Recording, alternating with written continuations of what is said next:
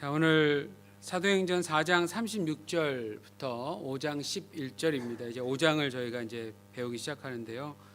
제목은 교회 거룩한 공동체입니다. 어떠한 의미인지 말씀을 통해 배워보도록 하겠습니다.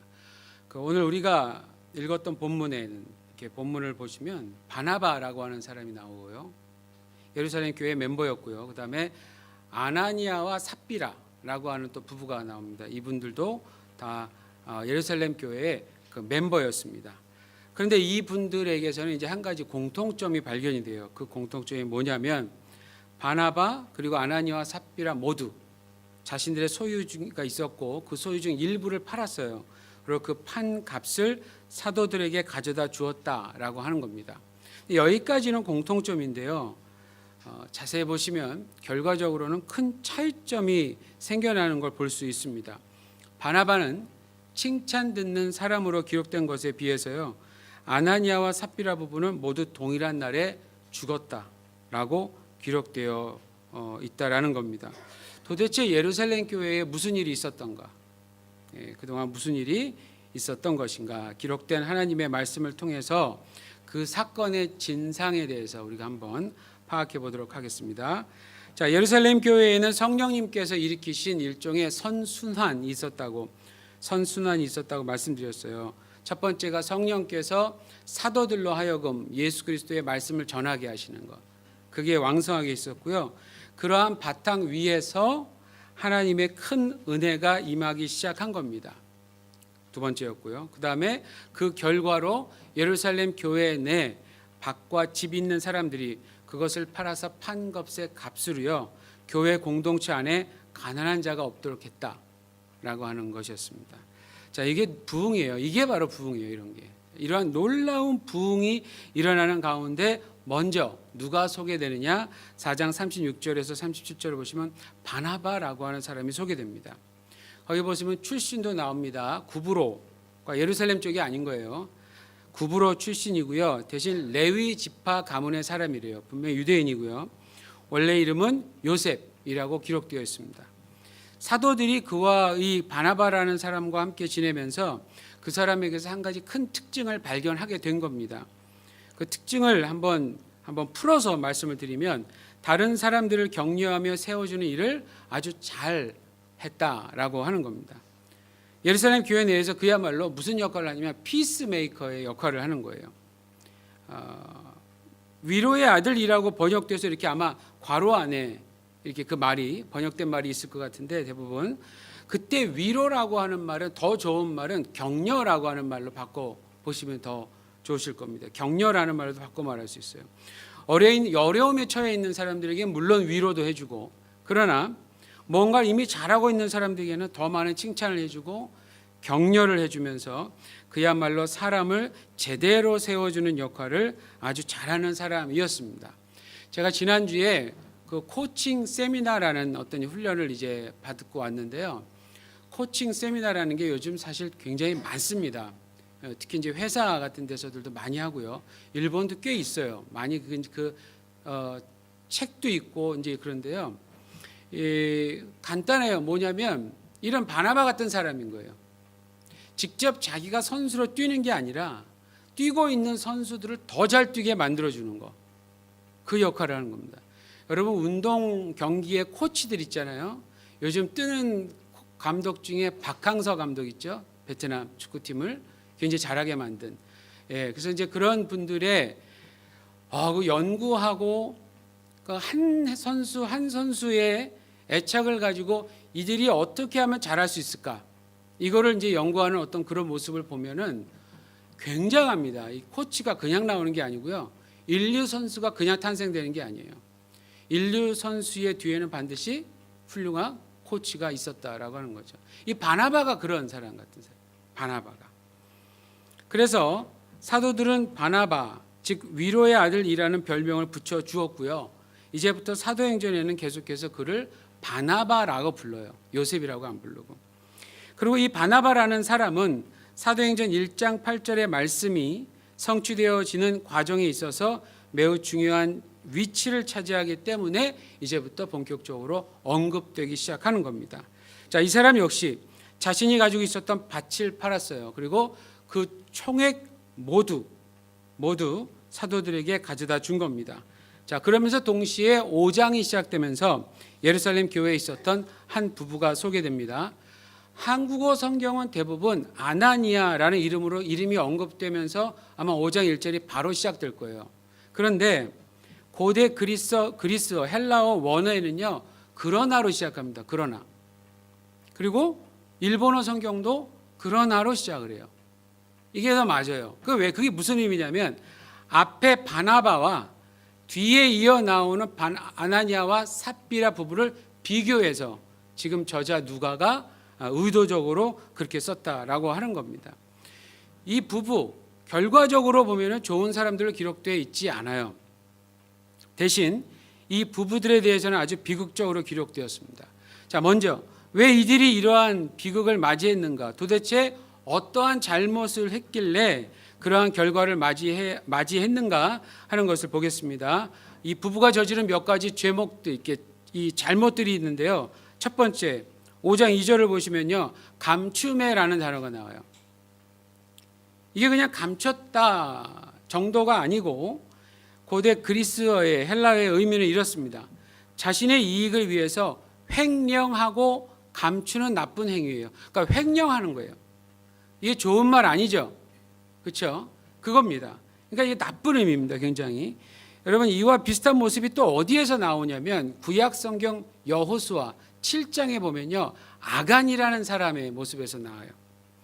여리고 성을 정복한 후에 여호수아와 이스라엘 백성은 그 다음에 어디를 정복하려고 하냐면 아이성이라고 하는 곳을 정복하려고 했어요. 이 여리고 성을 정복한다라는 것은 대단한 일이었거든요. 아주 그 튼튼한 성을 정복했다라는 것은 너무나도 위대한 일이었어요. 너무나도 작게 보이는 그 다음에 아이성을 정복하려고 하는 것은 굉장히 식은죽 먹기 같이 보였고 실제로 사실은 그랬어요. 그런데도 불구하고 여리고 성을 정복한 여호수아와 이스라엘 백성이요, 군대들이 아이성을 쳤는데 졌어요. 완패했어요. 완전히 다 졌어요. 근데 거기에는 원인이 있었습니다. 여러분, 보통 고대 전쟁에서 보면 한쪽이 이기면요, 진 쪽에 좋은 물건들 다 가져오게 돼 있어요. 다 가져오게 돼 있어요. 예, 왜냐하면 이제 전쟁을 하려면 이제 어떤 들판 쪽으로 이렇게 나가서 전쟁을 하거든요, 보통. 그러면 서로 진을 치고 며칠간 있습니다. 그러면 이제 먹어야 되잖아요. 입어야 되잖아요. 뭐 그런 것들 때문에 가져오는 물건들이 많아요, 생각보다. 근데 그 물건들을 다 가지고 오는 거예요. 그거를 전리품이라고 합니다. 아시겠지만 전리품인데, 요 순간에 하나님이 이스라엘, 이 여호수아와 이 이스라엘에게 그 전리품을 어떻게 하냐면 하나님께 전부 드렸어야 했어요. 하나님께 전부 드려야 하는 물건인데 아간이라는 사람이 살짝 하나를 훔칩니다. 그리고는 땅 속에다가 숨겨놓습니다. 그 여호수아 7장 21절에 나왔어요. 그 일 때문에 하나님이 진노하세요. 그래서 여호수아의 군대를 아주 약한 부족에게도 패하게 만들어 버리신 거예요. 지금 사도행전 5장에서 소개되는 아나니아라는 사람이 저지른 행동이 바로 아주 오래전에 그들이 너무나도 잘 알고 있는 아간이라고 하는 사람이 저지른 행동과 동일한 것입니다. 둘 다 어떤 공통점이 있느냐? 주님의 것을 도둑질한 거가 된 거였어요. 주님의 것을 도둑질한 거. 자, 이게 첫 번째고요. 자, 두 번째, 5장 2절. 그 아내도 알더라입니다. 그 아내도 알더라. 여기서 알더라는 은밀히 알더라라는 의미예요. 또 어떤 뜻이 있냐면 휘말렸다라는 뜻도 있답니다. 휘말렸다. 어떤 사건에 휘말리다, 이런 뜻이 있다 그래요. 근데 5장 1절을 보니까 더불어라는 말도 나오고요. 5장 9절도 보니까 함께 꾀하여, 이런 말도 나와요. 그러니까 이런 말이 기록된 것으로 보아서는 확실히 두 부부가 같이 저지른 일이 맞습니다. 즉 삽비라도 공범이었다라는 뜻이에요. 정상이라면 여러분, 둘 중 한 분은 말렸어야 됐어요. 남편이 이러한 나쁜 짓을 했다면 아내는 반드시 막았어야만 했었습니다. 그런데 아내도 함께 그 일에 가담한 거예요. 그러니까 사실 이 일은 참 안타까운 일입니다. 참 안타까운 일이에요. 자, 세 번째, 5장 3절입니다. 이제 중요한 원인이 나와요. 아나니아와 삽비라가 그러한 일을 저지른 이유, 결정적으로 뭐냐면 사탄의 편이 되었기 때문입니다. 사탄의 편이 되었기 때문이에요. 특히 5장 4절에서 베드로가 이렇게 얘기합니다. 어찌하여 이 일을 마음에 뒀느냐. 그러니까 왜 이러한 일을 계획했느냐라는 뜻이에요. 이게 그냥 마음에 두고 이렇게 그냥 그런 생각도 한 번쯤 해봤겠지라는 게 아니고요. 마음속에 두고 작정한 거예요. 이 단어 의미가 아주 음모를 짠 거나 마찬가지입니다. 왜 이 일을 계획했느냐라는 뜻이에요. 그러니까 아나니아하고 삽비라가 우발적으로 갑자기 혹은 실수로 저지른 일이 아니었다라는 데에 이 사건의 심각성이 있는 겁니다. 예루살렘 교회 멤버였던 아나니아와 삽비라 부부가 이러한 큰 범죄를 저지르기 위해서 사탄의 유혹에 완전히 넘어가 사도들을 속이려고 했던 거죠. 다 계획적이었던 거예요. 이와 비슷한 인물이 복음서에서도 나오죠. 가룟 유다. 그렇죠? 네, 다 비슷한 얘기입니다. 자, 그런데 베드로가 이 부부가 한 일에 대해서 어떻게 평가하고 있는지 먼저 한번 보겠습니다. 5장 3절 보니까 내가 성령을 속이고 땅값 얼마를 감추었느냐. 알고 있었다라는 것도 놀라운데 더 놀라운 건 뭐냐면요. 성령을 속인 거래요. 5장 4절을 보십시오. 사람에게 거짓말한 게 아니랍니다. 누구한테 누구를 속인 겁니까? 하나님께. 하나님을 속인 거예요. 이게 지금. 그러니까 사람에게 거짓말한 게 아니라 결과적으로는 삼위일체 하나님을 다 속인 거예요. 성도로서 성령의 지배를 받는 게 당연한데 왜 하필이면 사탄의 지배를 받는 지경까지 왔을까? 여러분 5장 4절 그런데 5장 4절에서 베드로가 또 의미 있는 말을 합니다. 베드로가 5장 4절 전반부에서 이렇게 얘기합니다. 땅이 그대로 있을 때는 내 땅이 아니며 판 후에도 내 마음대로 할 수가 없더냐 이렇게 얘기해요. 제가 지난주 설교에서 모든 교회가 예루살렘 교회처럼 과연 자신의 소유가 있다면 그 소유를 다 팔아야 하는 건가 하는 질문을 드렸어요. 그때 제가 답도 말씀드렸습니다. 해도 되고 안 해도 된다. 자, 더 중요한 게 뭐냐? 자원해서 해야 된다는 거예요. 자원해서 해야 되는 거. 그 근거가 되는 말씀 중 하나가 뭐냐? 바로 오늘 베드로가 했던 이 말이에요. 이 말.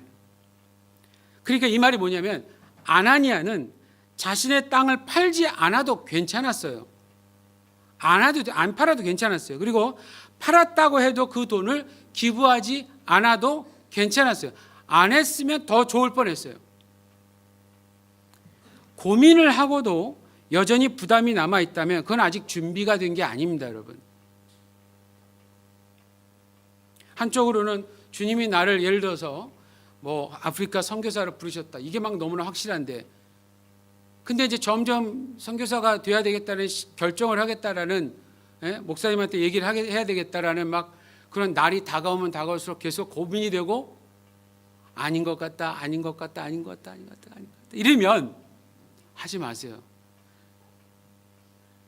괜히 저 혼자 기분 좋게 흥분시키지 마시고 하지 마세요. 여러분 일단 뵙는 이상 우리 하나님을 하도 순수하셔서 그거 기다리신답니다. 10년이고 20년이고 차라리 지키지 못할 거는 여러분 서원하시면 안 돼요. 절대로. 옛날에 이스라엘이 한창 타락했을 때 이스라엘이 타락했을 때 성전에서 부패한 모습 중에 하나가 지키지도 않을 것을 그냥 입으로 서원하는 일이었어요. 전도서 5장에 나옵니다. 아마 그때는 아마 그게 이제 문지기라고 하는 사람들의 역할이었던 것 같은데요. 옛날 성전에는 그렇게 문을 지키는 문지기들이 있었는데 이 사람들이 그냥 문만 지키는 사람들이 아닌 거예요. 그 성전에 들어오는 사람들이 이방인은 안 되고 뭐 이런 거 다 있잖아요. 그런 것들 다 그 사람들이 다 그걸 지켜보고 인스펙션 하는 것처럼 여러분 공항 들어가고 나올 때 들어갈 때 검사하는 것처럼 그런 사람들인 거예요. 그런데도 사람들이 들어가서 뭐라 그러냐면 근데 그 어떤 사람이 있었냐면 이렇게 내가 무슨 말을 하겠다, 내가 어떻게 하겠다, 무엇을 하겠다라고 성전에서 예배드리라고 약속을 하면 그거를 기록하거나 하는 사람이 있었던 것 같아요. 근데 그 사람 그거를 해놓고는 안 지켜요, 안 지켜. 근데 이게 하도 많아서 관리가 안 되는 거예요. 하도 많아서 이스라엘이. 어쩔 수가 없이 그렇게 그냥 다 형식적으로 나 했어. 그러니까 됐지. 이렇게 돼버리는 거예요. 근데 뭐라고 경고하냐면 아예 하지 말아라. 지키지 않을 거면 아예 안 해도 되니까 하지 말아라 라고 얘기를 합니다. 똑같습니다, 여러분. 고민이 됐는데 여전히 부담이 있고 이게 마음이 평안하지 않은 상태면 아직 기다리세요. 이렇게 안 하셔도 돼요. 결단을 아직은. 괜히 준비가 안 된 상태에서 무언가를 섣부르게 결단했다간 굉장히 피곤해집니다. 옆에 사람까지. 남편이 갑자기 어느 날 그냥 부르심을 받아갖고 나도 목사할래. 김 목사 하는 거 보니까 나도 할 수 있을 것 같거든. 그리고 다 해놓은 거예요. 그럼 이제 전 속으로 그러죠. 한번 해봐라. 그런 분들은 제가 정말 밀어드립니다. 밀어드려요. 근데 이 옆에 있는 부인은 어느 날 목사님한테 오더니 목사님 어떡합니까? 난 죽어도 하기 싫은데. 이런 경우 정말 많이 겪거든요. 겪어요. 저는 좀 많이 겪어요. 많이 들어요. 이렇게. 그러면 이제 저도 그래요. 그럼 좀 더 기다리시고 더 기도하자. 억지로 이게 안 돼요. 잘. 억지로 안 돼요. 그러니까 여러분 지금 여기 지난주도 말씀드렸지만 이 자원한다라고 하는 거는 이 굉장히 중요한 기준입니다. 자원하는 사람 정도 되면 하나님이 그 마음에 정말 자원할 수 있도록 평안을 주세요. 예. 그게 얼마나 아름답겠습니까? 하나님 보시기에. 하나님이 교회잖아요. 하나님은 정말 아름답게 하나님 원하시는 원리대로 모든 모습이 그렇게 흘러가기를 원하시는 거예요. 기억하세요. 우리 하나님 없어서 뭐 바라는 분이 아니에요. 그건 사람이나 하는 정말 지시지 우리 하나님 그렇게 째째한 분 아닙니다. 자, 그런데도 불구하고 여기 사실 아나니아가 차라리 기부하지 않았으면 최소한 죽는 일은 피할 수 있었거든요. 질문이 이겁니다. 굳이 왜 속이면서까지 했었을까? 이게 핵심이에요. 그럼 왜 아나니아는 굳이 왜 속이면서까지 했었을까? 자, 이 질문에 대한 답이 곧 저자인 누가가 왜 바나바와 이 일부에서는요, 이게 또 일본어로는 바루나바예요. 바루나바. 제가 정말 미치고 팔딱 뛰었어요. 아유, 이름 때문에 다 통일시켰으면 좋겠어. 뭔가로죠. 바나바와 아나니아 부부를 비교해서 기록했는가 하는 이유를 말해주는 건데요. 자, 아나니아와 삽비라가 사도들을 속이면서까지 기부를 했던 이유는 단 하나예요. 뭐냐면 보여주고 싶어서. 이거 하나예요. 근데 전 솔직히 인간적인 입장에서 보면 충분히 이해 갑니다. 이해 가잖아요. 보세요. 어떤 사람은 자기의 것을 순순히 들여서 사도들에게 인정도 받고 사도들이 그에게 별명도 붙여줬어요. 이거 그냥 있는 일이 아니에요, 여러분. 누구나 다 별명 붙여주는 게 아니에요. 그 유대 사회에서는 특별한 일이 있을 때 별명을 붙여준 거예요. 붙여주는데 사도들로부터 칭찬을 받고 별명 얻는 것을 보니까 충분히 그러한 모습이 좋아 보였을까요? 안 좋아 보였을까요? 좋아 보이죠. 그래서 자기들 보니까 재산이 있고 어떤 뭐가 있어요. 팔만한 게 팔았어요. 그리고 사도들한테 가져줬어요. 근데 인정받지 못한 거예요. 자원에서 한 것이 아니라 다른 악한 의도가 있었기 때문에. 여러분, 이게 바로 사탄의 유혹에 넘어가면 안 되는 결정적인 이유입니다. 우리 주님은요, 우리가 무엇을 하든지 우리 마음의 동기를 보세요. 동기를. 그러니까 내가 가지고 있는 재산을 다 팔아서 기부를 했다고 해도요, 그 마음의 동기가 주님을 위해서 한 게 아니고 자신을 위해서라면 주님은 그것을 받으실까요? 안 받으실까요? 만약에 저한테 갖고 왔어요. 목사님 이거 교회를 위해서 쓰세요 라고 할 때 난 모르잖아요. 이분이 자기를 위해서 하는지 주님을 위해서 하는지 나는 모르잖아요. 그럼 우리는 모를 수 있잖아요. 그러면 나는 그냥 우리 재정 집사님께 어느 분이 이런 걸 기부하셨고 헌금하셨습니다. 그러고 해서 쓰겠죠. 중요한 건 그게 문제가 아니라는 거예요. 거기서 더 큰 문제는 뭐냐면 정작 영광을 받으셔야 될 우리 주님이 그거를 나누고 인정 안 해. 여러분 창세기 4장에서 가인과 아벨 나오죠. 거기도 똑같은 일이 벌어졌어요. 여러분 사람이 누군가에게 인정을 받고 안 받고가 이게 얼마나 기분이 좋고 나쁜 일을 판가름하는지 몰라요. 더군다나 인간에게도 우리 애기들이, 우리 자녀들이 이렇게 엄마 아빠 인정해주면 좋아서 그냥 어쩔 줄을 모르는데, 사람한테 인정을 받아도 너무 좋은데 하물며 하나님이 직접 인정을 하고 인정을 안 하고, 이 부분에 있어서 여러분 우리가 이게 진짜 실제 피부로 다가온다면 얼마나 이게 정말 실감이 되고 좋은 일일 수도 있고 안 좋은 일일 수도 있고. 근데 그 공동체 안에서 분명히 바나바라는 사람에겐 그게 보이거든요. 사람들이 따라가고 남을 인정해 주는 사람인데 본인도 인정받고 막 일어나도 좋은 모습이 보이니까 전부 뭐라고 그러겠어요? 바나바 그러겠죠. 좋은 거예요. 막 인정받고 싶고 자기도. 그래서 했어요. 했더니 안 된 겁니다. 인정을 못 받았어요. 사탄은 무조건 주라고 말하겠죠. 줘봐, 다 바쳐봐 이러겠죠. 근데 여러분 오히려 우리 주님은 이렇게 물으실 거예요. 왜? 뭐 때문에? 누구를 위해서?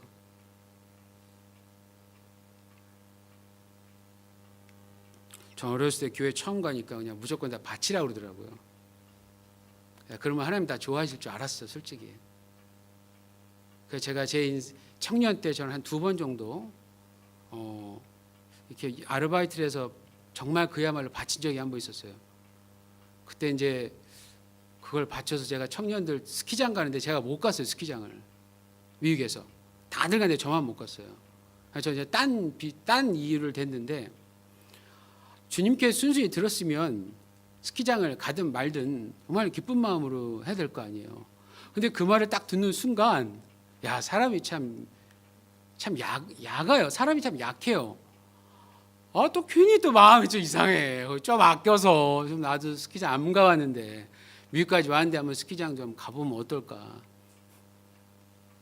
여러분 우리 마음이요, 이랬다 저랬다 해요. 우리 마음이, 우리 인간 마음이. 예. 여기 지금 아나니아를 저는 충분히 이해할 것 같아요. 충분히 이해할 수 있을 것 같아요. 사탄은 진짜 줘라 그러는데 하나님은 정말 본질적인 질문을 물으시는 거예요. 왜? 누구 때문에? 누구 주려고? 누구 좋으라고? 네.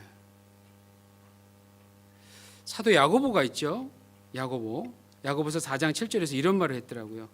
그런즉 너희는 하나님께 복종할지어다 마귀를 대적하라 그리하면 너희를 피하리라. 자, 여기서 좋은 소식은 마귀가 우리를 피해 간대요. 이게 도망간다는 뜻이에요. 어쩔 때, 어떻게 할 때? 대적할 때. 근데 이 대적하는 일이 어느 때 가능하냐? 우리가 하나님 앞에 철저하게 복종할 때만입니다. 이게 우리의 힘으로는 불가능하다는 얘기예요. 하나님께 복종해라, 마귀 대적하라. 왜 이 두 명령이 같이 나왔을까? 이 연관이 있다는 얘기예요. 하나님께 복종할 때 가능한 겁니다. 내 힘으로 불가능해요. 하나님께 전적으로 복종할 때, 뜻에 집중하고 실천할 때 사탄의 유혹을 거뜬히 이길 수 있기 때문에 그래요. 여러분, 사탄은 바로 우리를 공격하지 않습니다. 유혹합니다. 돌아서 쳐요. 사탄은. 그러니까 이 유혹을 이기려니까 그 유혹에 집중하면 이미 지는 거예요. 어떤 분이 지금은 모르겠지만 지금은 저는 개인적으로 구글 이메일을 쓰니까 그런 게 거의 없어요. 예전에 처음에 이제 2000년대 초반인 거였는데 그때 다른 이메일을 쓰는데 한동안 그 음란 이메일이 엄청. 근데 저만 그런 게 아니었어요. 그러니까 모여서 사람들이 야, 요즘 이메일 왜 그러냐, 이상한 게 너무 많이 와. 근데 그게 어떻게 오느냐면 내가 아는 분의 성함 이름으로 왔어요. 그러면 열어보잖아요. 열어보셨어요? 놀라운 일이 벌어져요. 거기서 갑자기. 그러면 이거를 꺼야 되는데 사람 마음이 이상해지잖아요. 청년들 더 그렇죠. 다 우리 다 겪어봐서 다 알아. 그러니까 여러분 미안할 필요 없어 너희들. 이게 꺼야 되는 건 알아요. 근데 이 화면이 내 앞에 바로 있잖아요. 그러니까 이게 앞에 두고는 여러분 이렇게 고개를 돌리기가 이제 어려워요. 그걸 어떻게 하느냐? 어떤 분은 어떻게 하느냐? 그래서 그 중에 어떤 분은 아예 치워버리는 거예요. 아예 그 계정을 안 써버리는 거예요. 여러분, 유혹이 될 만한 것들은 유혹이 돼서 나 도저히 여기 유혹에 못 이기겠다는 거는 다 집어치우는 거예요. 옆에다 치워놔야 되는 거예요. 치워놔버려야 되는 거예요. 하나님 대신 그리고 어떻게 하느냐? 하나님 뜻에 복종하는 겁니다. 하나님 뜻만 보는 거예요. 뜻만. 아, 이거구나. 예. 그래야 사탄의 유혹이 뭔지도 분별이 되고 거기에 관심이 떨어지게 되어 있어요. 근데 이걸 안 하면, 하나님 뜻에 복종을 안 하면 이것에 안 좋은 건 아는데 자꾸 끌려가요. 여러분, 우리에게는 분명히 이길 수 있는 방법이 있습니다. 근데도 아나니아와 삽비라는 지는 쪽을 택한 겁니다. 이게 안타까운 거예요. 자, 이 부부가 저지른 죄가 한 가지 더 있는데요. 5장 8절. 남편인 아나니아가 자신의 계획을 알아채린 베드로 사도에 너무 놀랐어요. 어떻게 됩니까? 그 자리에서 충격으로 쓰러져 죽어요. 여러분, 이거 사실입니다. 자, 여러분 뭐 겁주고 주일 아침부터, 아침은 아니구나, 점심부터, 예? 점심부터 이렇게 더운 날 또 이렇게 오셨는데, 같이 모였는데, 여러분 협박하려는 거 절대로 아니에요. 제가 얘기한 말 아니에요, 이거 지금. 예전에 진짜 교회에서 있었던 일이에요, 이게 지금. 진짜 죽었어요. 베드로도 놀랐을 거예요, 진짜. 근데 거기에 젊은 청년들도 같이 있었던 거예요, 젊은 사람들이. 놀래서 있었는데 장사 지내 주어라 이래갖고 바로 데리고 나갔어요. 팔레스타인 그 근동 지역은요, 워낙 덥잖아요. 더워서 누가 죽으면 바로 장례를 한대요. 빨리빨리 준비해서 바로 해버린대요. 안 그러면 부패하니까. 자, 그런데 그러한 큰일이 일어난 동안에 아내 삽비라가 또 외출 중이었네. 뭐 했을지는 뭐 여러 가지 한번 상상을 해보세요. 숨겨놓은 돈으로 명품 백을 샀다든지 뭐 이러라고. 거기 보면 한 3시간이거든요. 이 3시간이 난 그럴 것 같아. 보통 우리 여자분들 한번 대답해 보세요. 우리 자매님들. 여러분들이 그랬다는 얘기가 아니야. 예, 과거 한번 생각해 보고. 백화점 한번 가면 3시간 충분히 있죠. 예. 남자들은 그 이해 안 가요. 남자들은 가면 그냥 마네킹에 걸려 있는 거 저대로 주세요. 그러면 그거 입고 오면 돼. 뱀 허물 벗듯이 입었던 옷 벗고 새 옷 그대로 입으면 돼. 이게 남자예요. 근데 여자들은 안 그래요. 입었다 벗었다. 점원들 참 싫어할 거야. 입었다 벗었다 이렇게 하면은 3시간, 6시간 9시간 걸리지. 밥도 먹고. 그러니까 남자분들이, 우리 청년들 잘 들어. 나중에 아내들 뭐 괜히 잘해준다고 같이 뭐 쇼핑 가고 이러지 마세요. 분명히 싸워서 돌아가. 쇼핑 좋아하는 다른 여자분을 붙여줘. 같이 있게 하고, 돈을 주고 같이 있게 하세요. 뭐 실컷 보고 떠들고 거기서 스트레스 다 풀고 올 거예요. 그 동안에 남편 하시고 싶은 거 다 하세요. 그럼 서로 얼마나 스트레스 풀고 좋아요. 하여튼 나가서 오래 있었어요. 3시간이면 분명히 뭔가 뭘 했었던 거예요. 외출을 하고 왔는데 남편이 죽은 줄 몰랐어요. 이상하지 않아요, 여러분? 이상했어요. 근데 이유가 있었어요. 그 당시 유대 사회, 유대인의 사회잖아요. 하나님의 심판에 의해서 죽은 경우에는 장례나 애곡하는 일을 안 했대요. 그리고 빨리 나갔잖아요. 그리고 이제 들어왔는데 와자마자 누굴 만났냐? 거의 빨리 이렇게 바로 베드로를 만난 거예요. 베드로 기다리고 있었던 거죠. 아무것도 모르고 왔는데 베드로한테 딱 앞에 쓴 거예요. 또 베드로가 질문합니다. 그 땅 판 값이 이것뿐이냐? 이렇게 물어봐요. 너희들이 땅 판 게. 그러니까 삽비라가 뭐라고 대답했냐면, 네, 이것뿐이에요. 이렇게 얘기합니다. 한치의 머뭇거림도 없이 그냥 거짓으로 대답했어요. 물론 뭐 머뭇거렸다면 뭐 그럴 수도 있겠지만 중요한 건 그냥 거짓으로 대답을 합니다. 그랬더니 여러분 여기서 보세요. 베드로가 질문했던 이유가요, 이게 취조하려고 한 게 아니에요. 절대로. 기회를 주는 겁니다. 자백할 수 있는, 회개할 수 있는 기회. 베드로가 질문했을 때 솔직히 말했었더라면 삽비라는 최소한 죽음을 피할 수 있었을 겁니다. 근데 그렇지 않았어요. 그래서 구절을 보면은 베드로가 이제 삽비라에게도 판결을 내리는데, 너희가 어찌하여 함께 꾀하여 주의 영을 시험하려 하느냐. 보세요. 주의 영을 시험한 거래요, 이게. 보라, 내 남편을 장사하고 오는 사람들의 발이 문 앞에 이르렀으니 또 너를 메어 내가리라 하니까 나도 죽었겠어요, 그 말 들으면. 베드로 같은 사람이 얘기하니까. 그 당시 지금 베드로가 이제 다음번 본문에서도 우리 보겠지만 지금 엄청난 그러니까 옛날의 베드로 형님이 아니에요. 지금 이분이 우리가 알던 그분이 아니에요. 다혈질에 남 옆에 있는 사람 이 정말 애매모호하게 만들었던 그런 형님이 아닌 거예요. 지금은 이분이 나타나면 다 두려워 떨어요. 이제는 그런 존재가 됐어요. 하나님이 정말 리더로 세워주시는데 그런 말을 딱 하니까 이 아내도 충격을 받아서 그 자리에 쓰러져 죽어버려요. 여러분, 이 사건은요, 교회 역사상 첫 교회였던 예루살렘 교회의 초기에 일어났던 사건이었어요. 우리가 본 것처럼 사도행전 1장부터 4장까지 너무나도 좋은 일이 많았었습니다. 심지어 사탄이 성전 지도자들을 이용해서 예수님의 제자들까지 공격했었는데도 사도들이 전혀 흔들리지 않는 담대함까지 보여주었어요. 굉장히 멋있는 장면이었어요. 근데 5장부터는 조금 다릅니다. 첫 번째 뭐가 달라졌냐면 사탄이 그의 전략을 바꿔버렸어요. 이게 달라. 첫 번째, 외부로부터 교회를 공격하던 사탄이 그 방법이 실패했잖아요. 그러니까 이제는 내부로부터 공격하기 시작한 거예요. 내부로부터. 그 일을 위해서 사탄이 마치 사자가 먹이를 찾는 것처럼 교회 내에서 누군가를 이용한 겁니다. 이용할 누군가를 찾은 건데 불행한 일이지만 안타깝게도 아나니아와 삽비라가 딱 걸려든 거예요.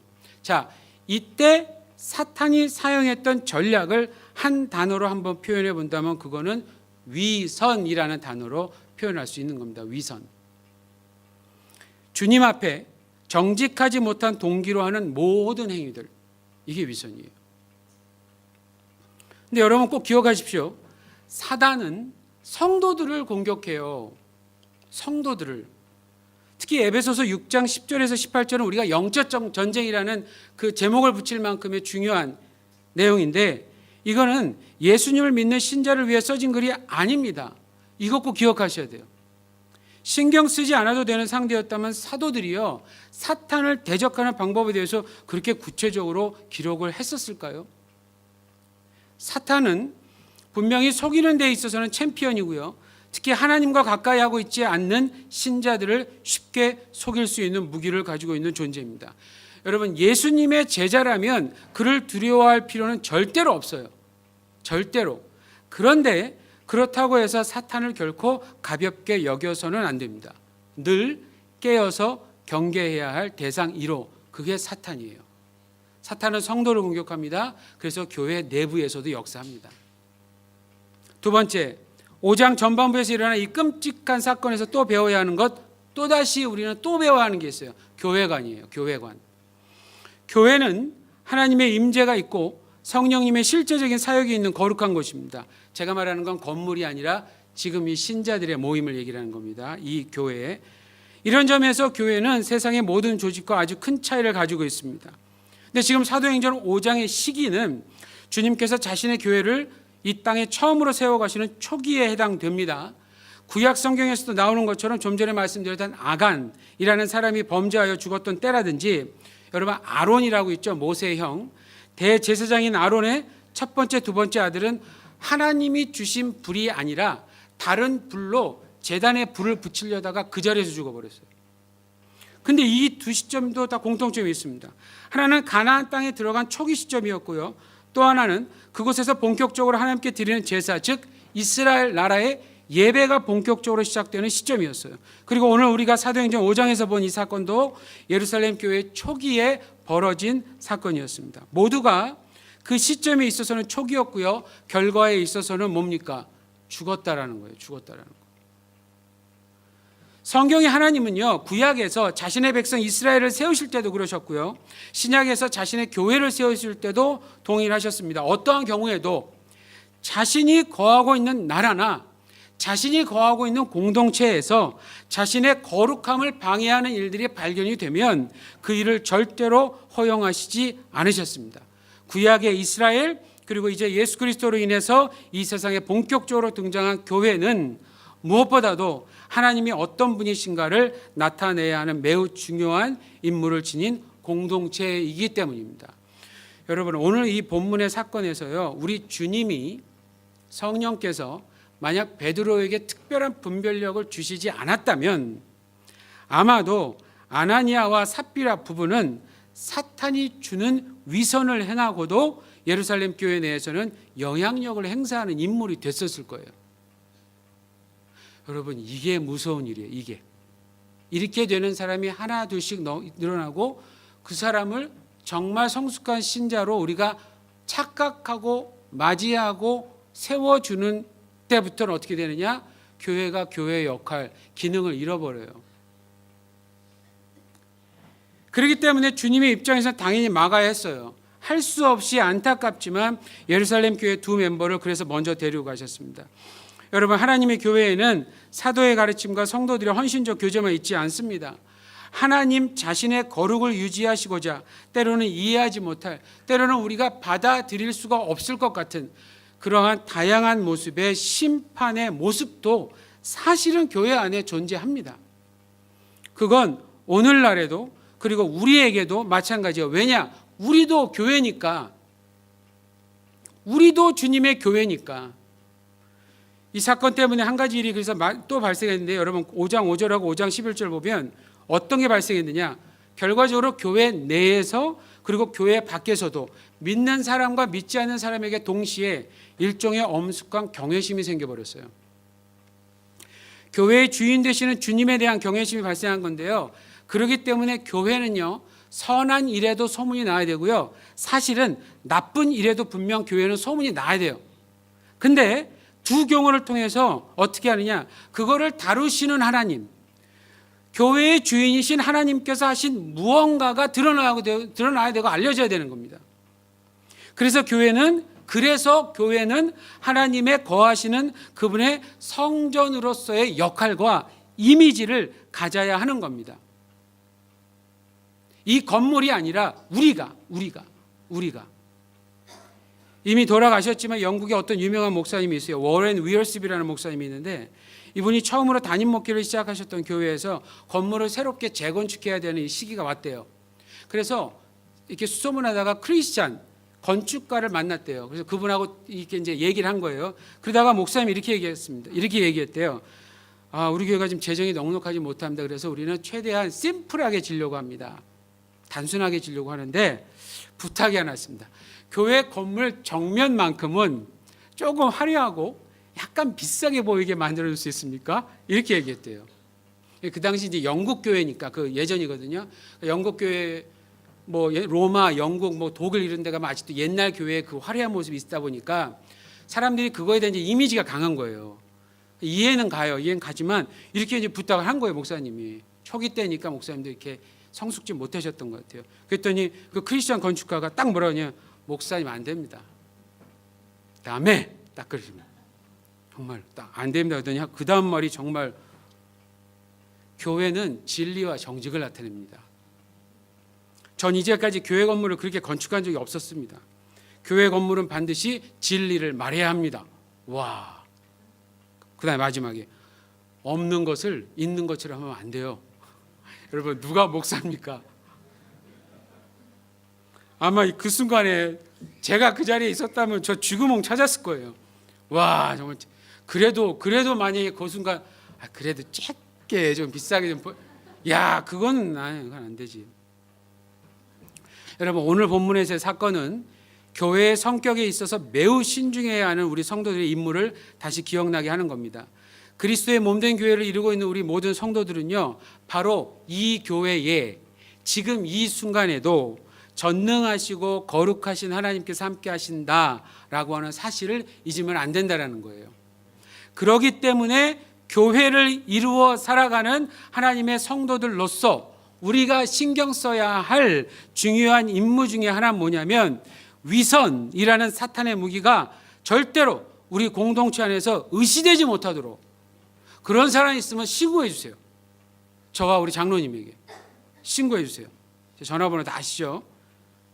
의시되지 못하도록, 아예 접근도 못하도록 각자의 마음에 영적 보초병을 세워서 우리 교회를 거룩이라고 하는 본질로부터 지켜내는 겁니다. 이게 저와 여러분들이 해야 될 사명이에요. 이 일이에요. 하나님의 거룩한 동경 시부야 복음교회가 사탄의 간교한 공격에도 거뜬히 이겨나가도록 우리 모두가 함께 최선을 다해야 됩니다. 여러분, 교회가 중요하지 않다면 사탄이 그토록 교회의 공격할까요? 그렇죠? 그런 점에서 교회를 이루어 살아가고 있는 우리는 그리스도의 몸인 교회를 더욱 순결하게 그리고 거룩하게 유지하도록 최선을 다해야 됩니다. 아까 그 잘못된 판단 하셨던 목사님, 그 목사님이 하셨던 질문이 있어요. 그 질문을 한번 생각해 보면서 설교를 마치겠습니다. 이런 질문을 했습니다. 한번 생각해 보십시오. 만약 주님이 위선적인 속임수를 행하는 자를 모두 죽이신다면 과연 몇 명의 멤버가 교회에 살아남아 있을 수 있을까? 이게 아마 80년도 정도에 영국 교회가 타락할 당시, 과거의 영국은 선교로 가장 1등했던 교회, 이 나라였어요. 그랬던 나라가 지금은 교회가 없어지잖아요. 그때 했던 질문이에요. 만약 주님이 위선적인 속임수를 행하는 자를 모두 죽이신다면 과연 몇 명의 멤버가 교회에 살아남을 수 있을까? 저는 우리 교회 한 분도 안 죽으셨으면 좋겠습니다. 이러다 나부터 죽으면 큰일 나겠죠. 진짜로 우리 교회는 한 분도 이런 일로 죽지 마시고 정말 주님 오실 때까지 우리 다 건강하고 거룩하게 신앙생활 하다가 다 같이 갑시다. 기도합시다. 주님, 우리의 위선적인 모든 모습들을 용서하여 주시옵소서. 이제까지 교회 안에서 무엇을 했던지 간에 동기가 옳지 못했다면 용서하여 주시옵소서. 우리가 거룩하신 주님 앞에서 제대로 살아가지 못했던 점 용서하여 주시옵소서. 베드로가 아나니아와 삽비라에게 질문했던 것처럼 주님께서도 우리를 회복시키고자 여전히 기다려주시고 질문하고 계신 줄 믿습니다. 무지했던 그리고 위선적이었던 모든 모습들 이 시간 성령의 불로 태워주시고 다시는 주님의 교회 안에서 위선적인 신앙생활을 하지 않도록 인도하여 주시옵소서. 예수님 이름으로 기도합니다. 아멘. 성만찬 시간 갖도록 하겠습니다.